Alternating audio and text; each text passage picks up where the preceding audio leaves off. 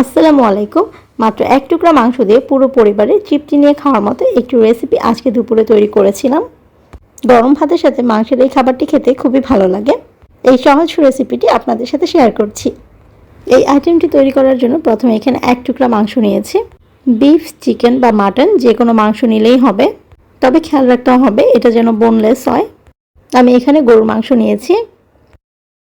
প্রথমে মাংসটাকে ছুরি দিয়ে এভাবে টুকরা টুকরা করে নিচ্ছি। এরপর ছুরির সাহায্যে এই মাংসটাকে কিমা করে নিচ্ছি। ছুরি দিয়ে কিমা তৈরি করতে না চাইলে এখানে ব্লেন্ডার ইউজ করে অথবা শিলপাটায়ও এই কিমাটা তৈরি করে নিতে পারেন।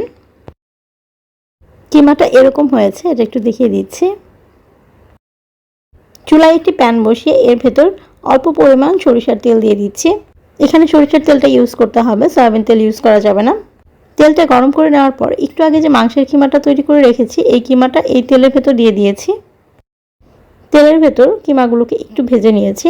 তারপর এর ভেতর 2টা পেঁয়াজ কুচি দিয়ে দিচ্ছি, 3টা রসুন দিয়ে দিচ্ছি। রসুনগুলোকে কোয়া করে নিয়েছি আর রসুনের কোয়াগুলোকে ভালোভাবে ছিলে নিয়েছি। ছোট এক টুকরা আদা কেটে এর ভেতর দিয়ে দিচ্ছি। 3টা কাঁচামরিচ দিচ্ছি আর এর সাথে দিয়ে দিচ্ছি 3টা শুকনা মরিচ।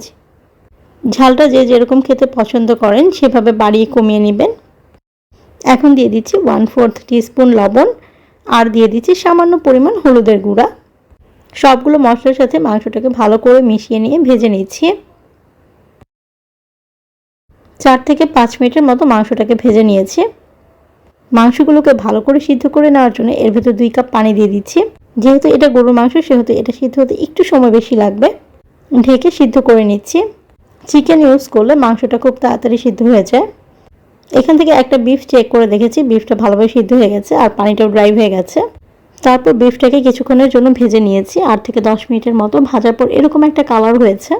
মাংসটা যত বেশি ভেজে নেওয়া হয় এই খাবারটা তত বেশি টেস্টি হয়। মাংসগুলোকে ভেজে একটু কালো কালার করে নিয়েছি। তারপর এইটাকে চুলা থেকে নামিয়ে একটু ঠান্ডা করে নিচ্ছি। একটা জিনিস খেয়াল করেছেন নিশ্চয়ই, এই মাংসের আইটেমটা তৈরি করার সময় এখানে কিন্তু কোনো ধরনের গরম মশলা ইউজ করিনি। মাংসটা একটু ঠান্ডা করে নিয়েছি। তারপর এই মাংসগুলোকে একটা ব্লেন্ডারের জগে নিয়ে নিচ্ছি। এরপর এই মাংসগুলোকে 1 থেকে 2 মিনিটের মতো ব্লেন্ড করে নিয়েছি। ব্লেন্ডার ইউজ করতে না চাইলে পাটায়ও কিন্তু এটা তৈরি করে নিতে পারেন। এই আইটেমটা খেতে অনেক বেশি টেস্টি হয়।